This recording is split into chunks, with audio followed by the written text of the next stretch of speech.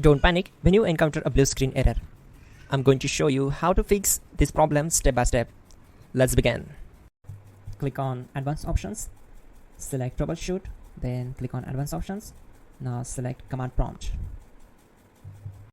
Now type chkdsk space /f space /r space c : and hit enter. Now we need to wait for some time to complete the process. Type c : then hit enter.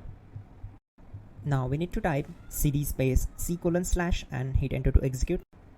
Type in cd space Windows and press enter. Then type cd space system32 and hit enter to execute the command. Now type cd space config and simply press enter to execute this command. Now execute this command carefully. Type in md space backup and simply hit enter to execute it. Now type copy space ** space backup and hit enter. Now type md space backup1 and simply hit enter. Once we are here, we need to execute this command. Type copy space ** space backup1 and then press enter from your keyboard to execute this command. Type in cd space regback, then simply hit enter. Then type dir and simply hit enter. Now type copy space ** space ... and hit enter. Then type all and hit enter to execute the command. Now type bootrec space /fixmbr and hit enter to execute the command. Now type in bootrec space /fixboot and simply hit enter to execute the command. Now type in cd space c : / and simply hit enter to execute the command.